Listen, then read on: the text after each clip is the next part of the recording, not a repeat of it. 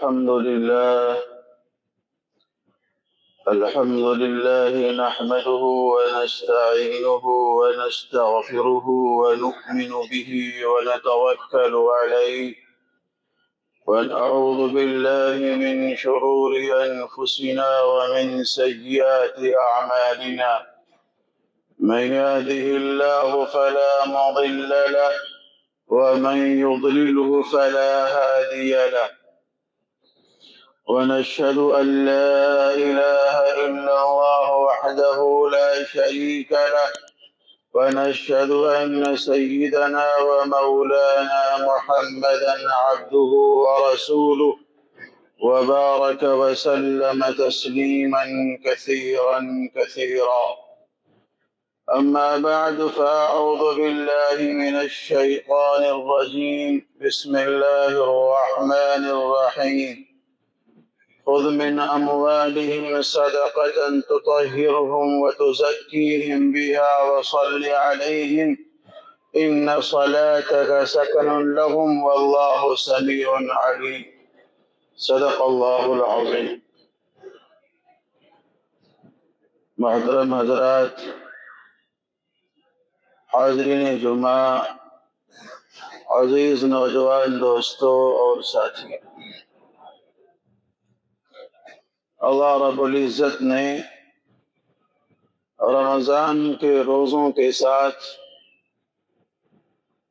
ایک اہم ترین فریضہ اس امت پر اور عائد کیا، اور وہ فریضہ جو لوگ صاحب نصاب ہیں ان کا اپنے مالوں میں سے اللہ کے راستے میں غربا کو، فقراء کو، مساکین کو، یتیموں کو، بیواؤں کو اور اللہ کے راستے میں چلنے والوں اور رہنے والوں کو اور مدرسوں کو دیا کرتے ہیں، جس کو آپ زکوٰۃ کے نام سے جانتے ہیں اور زکوٰۃ کے نام سے تعبیر کرتے ہیں۔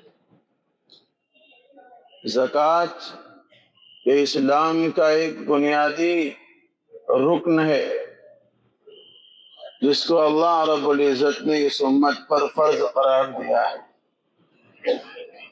زکوٰۃ کے معنی ہوتے ہیں پاک کرنے کے، پاکی کے، اور زکوٰۃ کے معنی نمو کے بھی ہوتے ہیں، بڑھنے کی بھی ہوتے ہیں۔ تو زکوٰۃ ایک اہم دینی فریضہ ہے۔ گویا زکوٰۃ دینے سے آپ کا مال پاک ہو جاتا ہے، زکوٰۃ دینے سے مال میں بڑھوتری ہوتی ہے، مال میں اضافہ ہوتا ہے۔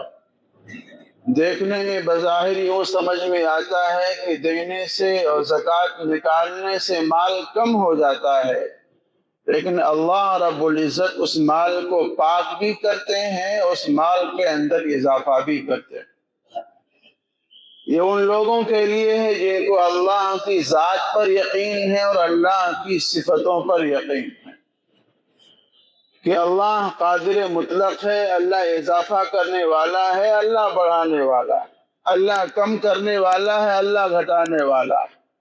تو اگر ہمیں اللہ کی ذات پر یقین ہے کہ اللہ ذات زکوٰۃ کے نکالنے سے مال کو بڑھا رہا ہے تو انشاءاللہ وہ بڑھے گا۔ لیکن اگر آپ پہلے ہی سے ڈھلم الیقین ہے اور آپ کا یقین کمزور ہے، مستحکم نہیں ہے، تو پھر جیسی آپ کی نیت ہوگی اسی اعتبار سے اللہ کی طرف سے فیصلے ہوتے ہیں۔ قرآن کریم میں بہت ساری جگہوں پر زکوٰۃ کے بارے میں بڑی تفصیلی گفتگو فرمائی، اور جیسے رمضان کے روزے اللہ رب العزت نے اور دیگر امتوں پر فرض کیے ہیں، ایسے ہی زکوٰۃ کا بھی مسئلہ ایسا مسئلہ ہے کہ اور دیگر امتوں پر زکوٰۃ کا مسئلہ فرض رہا ہے۔ سیدنا عیسیٰ علیہ السلام، سیدنا اسماعیل علیہ السلام، ان کا جہاں تذکرہ قرآن شریف میں آتا ہے تو ان کے تعلق سے یہ بھی کہا گیا ہے کہ ان کی قوموں پر، ان کی ملتوں پر زکوٰۃ کو ہم نے فرض کیا تھا۔ گویا کہ زکوٰۃ یہ صرف آپ پر فرض نہیں کیا گیا ہے بلکہ دیگر اور قوموں پر بھی زکوٰۃ کو فرض کیا گیا تھا، اور ان سے زکوٰۃ لے کر کے غربا کو، مساکین کو، فقراء کو اور سائلین کو دیا جاتا تھا۔ قرآن کریم میں فرمایا گیا خذ من اموالہم صدقۃ تطہرہم، کہ اے نبی آپ ان لوگوں سے زکوٰۃ لیجئے، یہ زکوٰۃ کا لینا ان کے مال کو پاک کرتا ہے، وتزکیہم بہا، اور ان کا تزکیہ بھی ہوتا ہے، ان کا دل بھی صاف ہوتا ہے۔ مال تو پاک ہوتا ہی پاک ہوتا ہے، لیکن خاص طور سے زکوٰۃ کے نکالنے سے ان کا من، ان کا خیال اور ان کا دھیان بھی پاک و صاف ہوتا ہے۔ وَصَلِّ عَلَيْهِمْ، اور اے نبی آپ ان لوگوں کے لیے دعا بھی کرتے رہے۔ إِنَّ صَلَاتَكَ سَكَنٌ لَهُمْ، بے شک آپ کا دعا کرنا ان لوگوں کے لیے سکون کا باعث ہوتا ہے، اور اللہ سننے والا اور جاننے والا ہے۔ قرآن کریم میں ایک جگہ جن لوگوں پر زکوٰۃ فرض ہے اور زکوٰۃ کے فرض ہونے کے باوجود وہ زکوٰۃ نہیں نکالتے ہیں، ان کو بڑی دھمکی دی ہے اللہ رب العزت نے۔ والذین یکنزون الذهب والفضة ولا ينفقونها فی سبیل اللہ، کہ جو لوگ سونے اور چاندی کو جمع کر کے رکھتے ہیں اور اس میں سے خرچ نہیں کرتے ہیں اللہ کے راستے میں، فبشرہم بعذاب علیم، اے نبی آپ ایسے لوگوں کو دردناک عذاب کی خوشخبری دے دیجیے۔ گویا کہ یہ سونا اور یہ چاندی اور یہ مال جس کو ہم نے جمع کر کے رکھا ہے، سینک کر کے رکھا ہے، اکٹھا کر رکھا ہے، اور بار بار اس کو گنتے ہیں اور سینک کر کے رکھتے ہیں، یہ قیامت کے لیے ہمارے لیے وبال جان بن جائے گا۔ دو باتیں ہیں، ایک مسئلہ ہے مال کا دل میں رکھنا، اور ایک مسئلہ ہے مال کا اپنی جیب میں رکھنا، اپنے اکاؤنٹ میں رکھنا، اپنی تجوری میں رکھنا۔ دونوں میں بڑا فرق ہے۔ مال کا جیب میں رکھنا، اکاؤنٹ میں رکھنا اور تجوری میں رکھنا یہ معیوب نہیں ہے، لیکن اس مال کا دل کے اندر رکھنا یہ بہت ہی عیب کی چیز، کہ آپ نے اپنے اس مال کے ساتھ میں دل لگا رکھا ہے کہ جناب جہاں 10-20 روپیہ نکلا آپ کی جیب سے آپ کی چیخیں اور آپ کی جان نکل جاتی ہے۔ اگر آپ کو اس درجہ اور اس حد تک اپنے مال سے محبت ہے تو یہ آپ کے لیے بہت ہی نقصان دہ ہے۔ کچھ بھی ہو جائے، حالات کتنے بھی خراب ہو جائیں، کوئی مدرسے والا آ جائے، مسجد والا آ جائے، کوئی سائل آ جائے، کوئی زکوٰۃ کا مستحق آ جائے، لیکن بس سینک کر کے رکھا ہوا ہے، وہاں سے نکالنے کا نام نہیں لیتے۔ اگر اس درجہ شدید محبت ہے آپ کو اپنے مال سے تو یاد رکھیں یہ آپ کے لیے نقصان دہ ہے۔ تو زکوٰۃ ان لوگوں پر فرض ہے جو لوگ صاحب نصاب ہیں۔ صاحب نصاب کس کو کہا جاتا ہے؟ صاحب نصاب کہا جاتا ہے ان لوگوں کو جن کے پاس میں 7.5 تولہ سونا یا 52.5 تولہ چاندی یا اتنی مالیت آج کی ڈیٹ میں موجود ہے، یا کسی کے پاس میں کچھ سونا ہے، کچھ چاندی ہے، کچھ نقد پیسے ہیں، اور ملا کر کے اس کی مالیت 52.5 تولہ چاندی کی مالیت کے برابر پہنچ رہا ہے، اور اس پر سال گزر جاتا ہے، تو ایسے آدمی پر زکوٰۃ فرض ہے، واجب ہے۔ اس کو اپنے اس تمام مال میں سے 2.5% نکال کر کے غربا، مساکین کو، مدرسوں کو دینا ضروری ہے۔ ایک مسئلہ یاد رکھیں، آپ حضرات کاروباری ہیں، کاروبار کرتے ہیں، بزنس کرتے ہیں، اس کا جاننا ضروری ہے کہ آپ کاروبار کر رہے ہیں، آپ نے پیسے کو مارکیٹ میں لگا رکھا ہے، کمپنی میں لگا رکھا ہے، ایک تو سال کا شروع ہے اور ایک سال کا اینڈ ہے، ختم ہے۔ زکوٰۃ کے مسئلے میں سال کے شروع کا اور سال کے آخر کا اعتبار ہوگا۔ زکوٰۃ کے مسئلے میں سال کے شروع کا، سال کے آخر کا اعتبار ہوگا۔ مثال کے طور پر آپ نے طے کر رکھا ہے کہ مارچ میں کلوزنگ ہوتی ہے، مارچ آپ نے طے کر رکھا ہے کہ مارچ میں ہم زکوٰۃ نکالیں گے۔ اپریل کے اندر آپ کے پاس میں 10 لاکھ روپے تھے، آپ نے کام شروع کیا تھا۔ اب اگلے سال میں جو مارچ آ رہا ہے، اپریل آ رہا ہے، وہاں آپ کو یہ دیکھنا ہے کہ آپ کے پاس میں کتنا مال ہے۔ آخر میں آپ کے پاس مارچ اپریل میں اگلے سال جو مال آپ کے پاس بچتا ہے، جو کیلکولیشن ہے آپ کا، اس کیلکولیشن کے اعتبار سے آپ کے اوپر زکوٰۃ بنتی ہے اور زکوٰۃ آپ کو نکالنی پڑے گی۔ خدا نخواستہ سال کے بیچ میں آپ زیرو بیلنس ہو گئے، 10 لاکھ روپے تھا، آپ 1 لاکھ روپے پر آ گئے، 20,000 پہ آ گئے، 10,000 پہ آ گئے، اس کا اعتبار نہیں ہوگا۔ سال کے آخر کا اعتبار ہوگا۔ خدا نخواستہ اللہ نہ کرے آپ کے ساتھ میں ایسا ہو کہ آپ نے مارچ میں اپریل میں کاروبار شروع کیا اور سال کے آخر میں آتے آتے آپ زیرو بیلنس ہو گئے، کچھ بھی نہیں ہے آپ کے پاس میں، تو پھر ایسی شکل میں پھر آپ کے اوپر کوئی زکوٰۃ نہیں، کوئی زکوٰۃ نہیں۔ اعتبار سال کے شروع کا ہوگا اور سال کے آخر کا ہوگا، بیچ کا نہیں ہوگا۔ اس لیے آپ حضرات اس بات کو یاد رکھیں کہ آپ کے پاس میں جو مال ہے، اس مال کا جو شروع کا حصہ ہے اور اخیر کا حصہ ہے، اس کے اعتبار سے ہوگا۔ ظاہر سی بات ہے، کام کرتے ہیں آپ، کاروبار کرتے ہیں تو کچھ لینا بھی ہے اور دینا بھی ہے آپ کو۔ مارکیٹ میں آپ نے انویسٹ کر رکھا ہے، بزنس آپ کر رہے ہیں تو کچھ مارکیٹ میں آپ کو لینا بھی اور دینا بھی۔ لینا آپ کو 10 لاکھ روپے ہے مارکیٹ سے، اور آپ کے اوپر 4 لاکھ کا 5 لاکھ کا قرضہ ہے، اتنا آپ کو مارکیٹ میں دینا، تو پھر آپ کے پاس میں جو 10 لاکھ روپے ہے اور آپ کے پاس میں جو بینک بیلنس ہے، ان تمام کو جوڑ کر کے جو ادھار ہے، جو قرض ہے، جو آپ کو دینا ہے، اس کو وہاں سے مائنس کیا جائے گا۔ مائنس کرنے کے بعد میں، گھٹانے کے بعد میں جو آپ کے پاس میں رقم بچتی ہے، مالیت بچتی ہے، اس میں سے آپ زکوٰۃ دیں گے اور زکوٰۃ نکالیں گے۔ بہت سے حضرات ایسا کچھ کام کرتے ہیں جن کے پاس میں اسٹاک ہوتا ہے، چیزوں کا، سامان کا اسٹاک ہوتا ہے، جیسے کہ جو پارٹس کی دکانیں ہیں، کپڑے کی دکانیں ہیں، یا بہت سارے اس طرح کے جو کام ہوتے ہیں لوگوں کے، تو پارٹس کے سامان آپ کی دکان میں رکھے ہیں، جو کپڑے آپ کے اس دکان کے اندر رکھے ہوئے ہیں، ان تمام کپڑوں کی، اس پارٹس کی جو مالیت ہے، تخمینہ اور اندازہ آپ لگائیں گے بیٹھ کر کے کہ ہمارے اس دکان کے اندر کتنا مال رکھا ہوا ہے، کتنا بینک بیلنس ہے، کتنے سونے چاندی ہیں۔ ان تمام چیزوں کو آپ اکٹھا کریں گے، اکٹھا کرنے کے بعد میں جو آپ کے اوپر قرضہ ہے پھر وہاں سے مائنس کیا جائے گا۔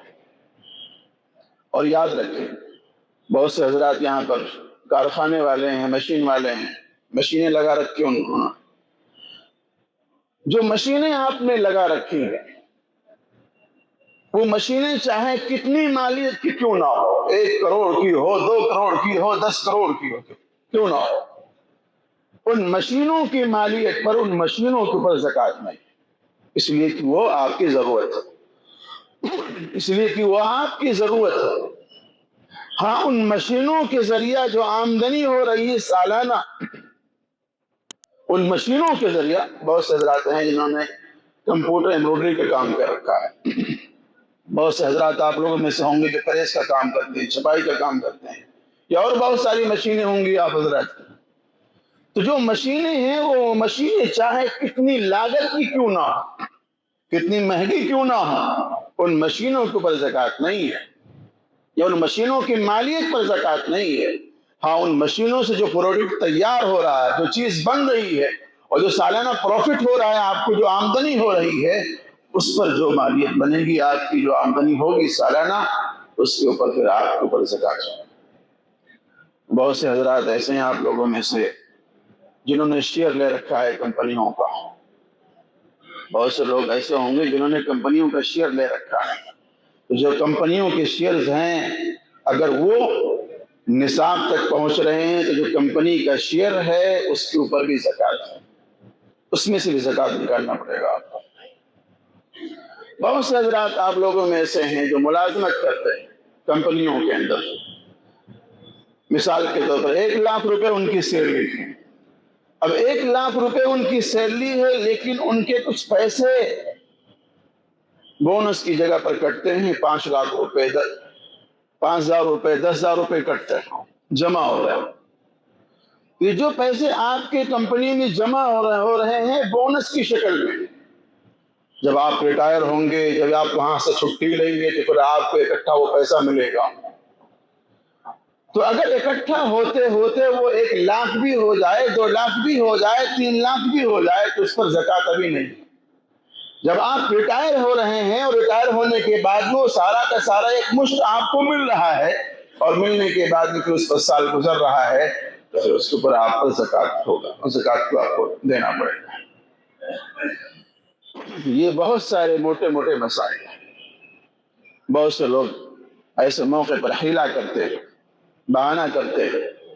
اس تعلق سے حیلہ اور بہانہ نہیں کرنا چاہتے، بلکہ صاف سیدھی نیت کر کے آپ پر جو زکوٰۃ بنتی ہے وہ زکوٰۃ آپ کو نکال کر کے دینا چاہیے۔ بتائیے لوگوں کے اندر کتنی نیک نیتی ہے۔ ایک ساتھی آئے، انہوں نے کہا کہ میرے پاس میں تقریباً 10-15 لاکھ روپے کا زیور ہے، لیکن کیش کچھ بھی نہیں، کیش کچھ بھی نہیں، اوپر سے 2 لاکھ روپے کا قرض بھی ہے۔ زکوٰۃ تو بنے گی، زکوٰۃ تو بنے گی، کیش نہیں ہے، 2 لاکھ کا قرض بھی ہے، زکوٰۃ پھر بھی بنے گی۔ اب اس نوجوان کی نیک نیتی دیکھی، وہ کہہ رہا ہے کہ میں اس میں سے کچھ بیچوں گا، اور بیچنے کے بعد میں جو میرے اوپر زکوٰۃ بن رہی ہے اس زکوٰۃ کو میں اللہ کے راہ میں دوں گا۔ نہیں ہے اس کے پاس میں ادائیگی کے لیے، لیکن اس کی نیک نیتی دیکھیے کہ وہ کہہ رہا ہے کہ میں اس میں سے بیچوں گا، اور بیچنے کے بعد میں ہمارے اوپر جو زکوٰۃ بننے میں اس زکوٰۃ کو اللہ کے راستے میں دوں گا۔ اگر ایسی نیک نیتی کے ساتھ میں خرچ کیا جائے اللہ کے راستے میں، اللہ رب العزت کیا چاہتے ہیں آپ سے؟ صرف اور صرف اللہ کا آپ کو اس دنیا میں پیدا کرنے کا 2 مقصد ہے، اس 2 مقصد کے علاوہ اور کوئی مقصد نہیں۔ اللہ نے اس کو بیان کیا ہے قرآن شریف کے اندر، وَأَقِيمُوا الصَّلَاةَ وَآتُوا الزَّكَاةَ، نماز قائم کرو اور زکوٰۃ دو، نماز قائم کرو اور زکوٰۃ دو۔ اس روئے زمین پر اللہ کو آپ کے پیدا کرنے کے صرف 2 ہی مقصد ہیں۔ ایک یہ کہ اللہ یہ چاہتا ہے کہ اس بندے کا تعلق میری ذات سے ہو جائے اور وہ نماز، اس بندے کا تعلق میری ذات سے ہو جائے اور وہ ذریعہ نماز ہے۔ نماز کے ذریعہ آپ کا تعلق اللہ کی ذات عالی سے مستحکم اور مضبوط ہوتا ہے، گویا کہ آپ اللہ سے گفتگو اور بات کر رہے ہوتے ہیں۔ اور زکوٰۃ دے کر کے اللہ آپ کا تعلق اپنے بندوں سے کرا رہا ہے جو ضعیف ہیں، کمزور ہیں، بیوہ ہیں، یتیم ہیں، جن کو سماج اور دنیا معاشرے پر اور سماج پر ان کو مفلوج اور اپاہج سمجھتی ہے۔ اللہ ان سے آپ کا تعلق مضبوط کرانا چاہتا ہے۔ یہ 2 مقصد آپ کی سروے زمین پر آنے کے اور پیدا کرنے۔ اس لیے میرے عزیز ساتھیوں، یہ موٹے موٹے مسائل تھے جو میں نے آپ حضرات کے سامنے عرض کر دیے۔ مسائل تو بہت سارے ہیں اس تعلق سے، اس لیے جن لوگوں پر زکوٰۃ بنتی ہے بہتر یہ ہے اول والا کے اندر اس کا حساب بنائیں، اور حساب بنانے کے ساتھ میں جو بھی اس کے مستحقین ہیں، آپ کے محلے میں کوئی بیوہ ہے، کوئی یتیم بچہ ہے، اور کوئی اور ضرورت مند ہے، کوئی بیمار ہے، واقعی وہ مستحق ہے، آپ کے رشتہ داروں میں، آپ کے اعزاء اقربا میں اگر کوئی ضرورت مند اور مستحق ہے زکوٰۃ کا، تو آپ اس کو زکوٰۃ پہلے وہلے میں دیں، اس لیے کہ آپ کو وہاں ڈبل ثواب ملے۔ اور یہ بھی یاد رکھیں کہ زکوٰۃ کا مال جو آپ کے اصول ہیں، جو آپ کے فروع ہیں، ان پر نہیں لگے گا۔ اصول کون ہیں؟ جن سے آپ پیدا ہوئے ہیں، جن سے آپ پیدا ہوئے ہیں وہ آپ کے اصول ہیں، اور جو آپ سے پیدا ہوئے ہیں وہ آپ کے فروع ہیں۔ ایسے لوگوں کو زکوٰۃ نہیں دے سکتے ہیں، بقیہ ان کے علاوہ تمام لوگوں کو زکوٰۃ دیا جا سکتا ہے۔ اللہ تعالیٰ عمل صالح کرنے کی توفیق عطا فرمائے.